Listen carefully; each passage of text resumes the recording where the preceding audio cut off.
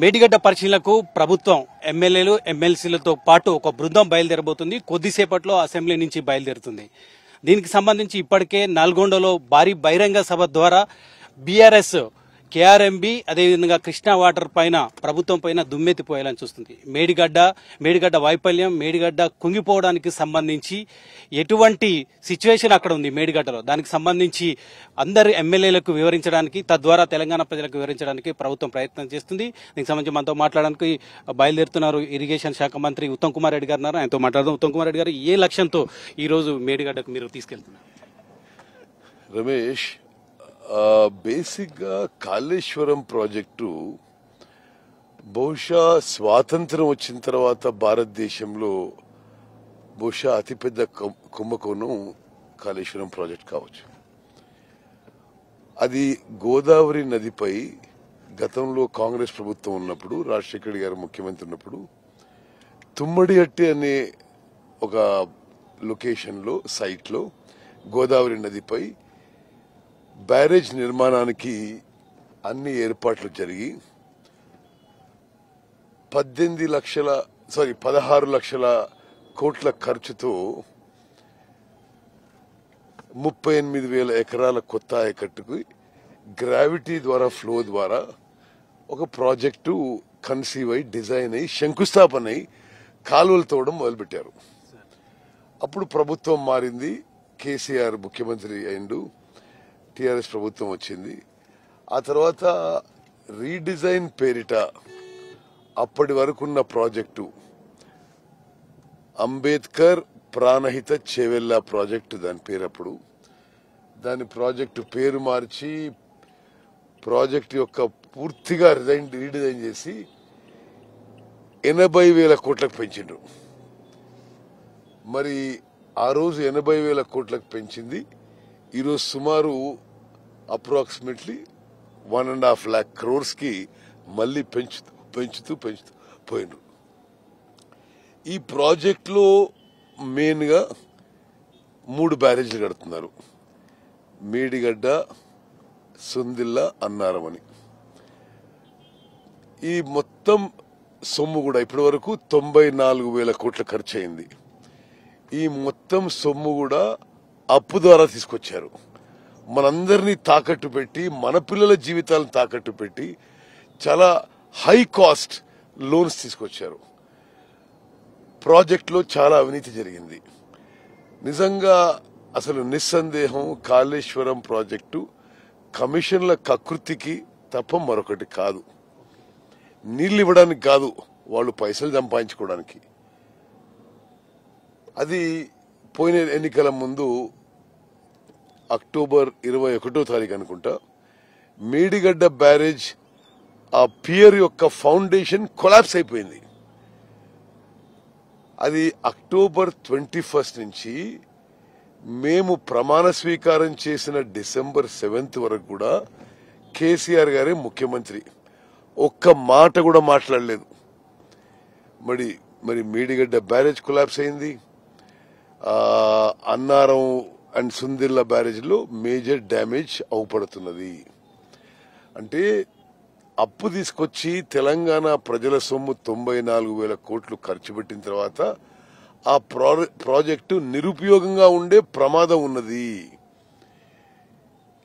ఈరోజు ఈ మధ్యలో మేము విజిలెన్స్ ఎంక్వైరీ ఆర్డర్ చేసినాం. విజిలెన్స్ ఎంక్వైరీలో తప్పనిసరిగా డిజైన్, కన్స్ట్రక్షన్, ఆపరేషన్, మెయింటెనెన్స్ అన్నిట్లో తప్పిదాలు స్పష్టంగా అవపడుతున్నాయి. బీఆర్ఎస్ అంటుంది ఈ రోజు నల్గొండ సభ పెట్టాం, కృష్ణా వాటర్ పైన కాంగ్రెస్ ప్రభుత్వ తప్పిదాన్ని ఎత్తి చూపుతున్నాం, కృష్ణా సంబంధించిన ప్రాజెక్టులు కేంద్రానికి అప్పచెప్తున్నారన్న ప్రజలకు చెప్పడానికి ప్రయత్నం చేస్తున్న నేపథ్యంలో దాన్ని పక్కదారి పట్టించడానికే మీరు ఈ ప్రోగ్రాం పెట్టారని బీఆర్ఎస్ అంటుంది. అది వాస్తవం కాదు. వాళ్ళు ఇప్పుడు మేము ఈ మేడిగడ్డ బ్యారేజ్ విజిట్ అన్ని పార్టీల వాళ్ళని పిలిచాం, కేసీఆర్ గారిని కూడా పిలిచినాం, అన్ని పార్టీల ఎమ్మెల్యేలు ఎమ్మెల్సీలు పిలిచినాం. వాళ్ళు కూడా వచ్చి చూసిపోయి మరి మళ్ళీ రోజు పెట్టుకోవచ్చు కదా సభ. మేము ఈ రోజు పెట్టుకున్నా, వాళ్ళు పెట్టుకున్నారు.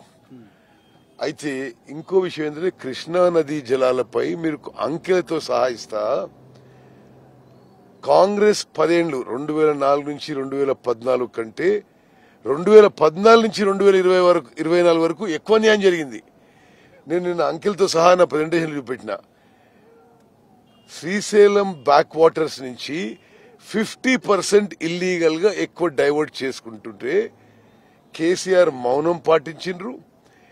జగన్మోహన్ రెడ్డి గారు అక్కడ శాసనసభలో చెప్పిండు, కేసీఆర్ గారి సహకారం, వారి మెగ్నానిమిటీ అనే పదం వాడిండు. మెగ్నానిమిటీతో మనం కృష్ణానది జలాలు తీసుకుపోతున్నాం అని చెప్పి అన్ని విధాలుగా ఇరిగేషన్ శాఖని మాత్రం ఇరిగేషన్ ప్రాజెక్ట్ ని ఒక కామధేనులా ఒక ఏటీఎం గా వాడుకున్నారు గత కేసీఆర్ ప్రభుత్వం. గాని తెలంగాణ ప్రజలకి ఎటువంటి మేలు జరగలే, కేవలం పెద్ద ఎత్తున అప్పులు మిగిలిపోయినాయి.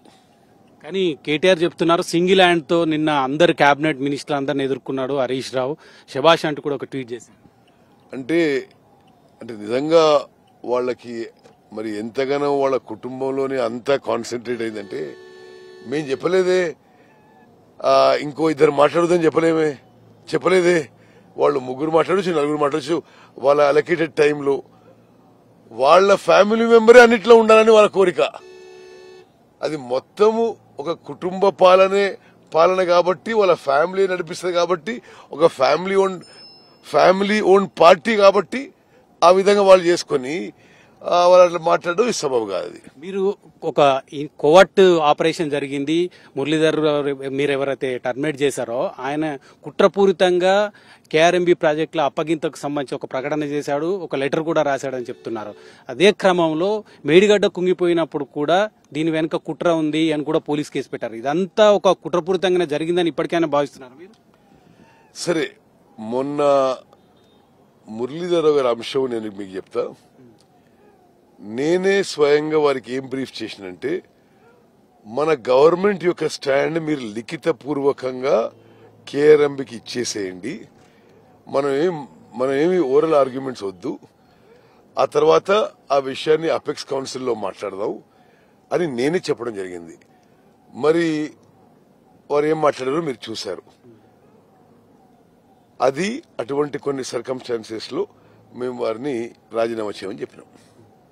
కానీ దీని వెనుక నిజంగా కుట్ర ఉందా? నిన్న మీ డిప్యూటీ సీఎం బట్టి విక్రమార్క గారు మీరు కానీ అదే చెప్పారు, మేము చెప్పలేదు, కావాలని మీరు రిటైర్ అయిన ఒక ఎంప్లాయీని తీసుకొచ్చి పెట్టారు, ఆయన మీరు చెప్పిందే చెప్పాడని చెప్తున్నారు.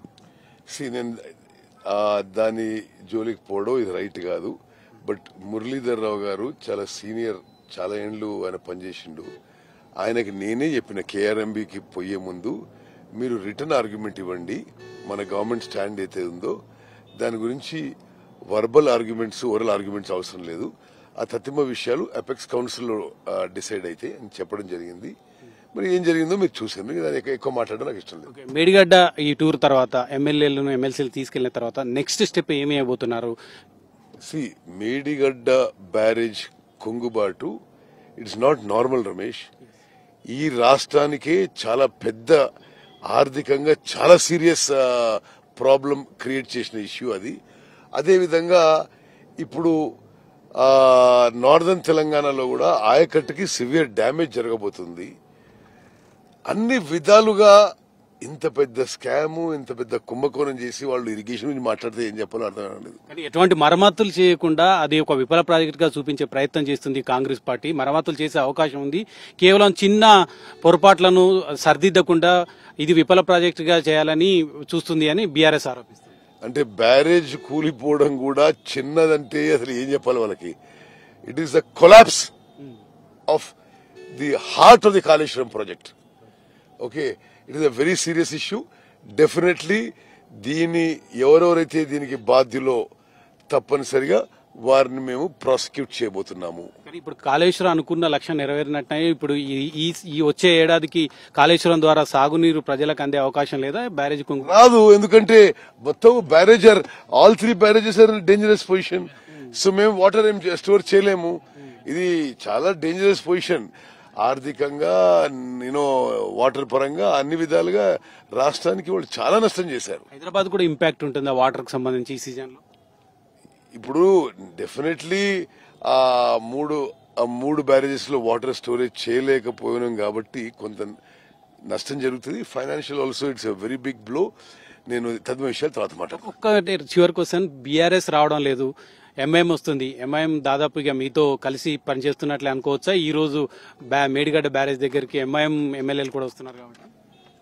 సరే, మేము అన్ని పార్టీలతో, కేంద్ర ప్రభుత్వంతో, అన్ని పార్టీలతో, పక్క రాష్ట్రాలతో మంచి సంబంధాలు ఉండాలని కోరుకుంటున్నాము.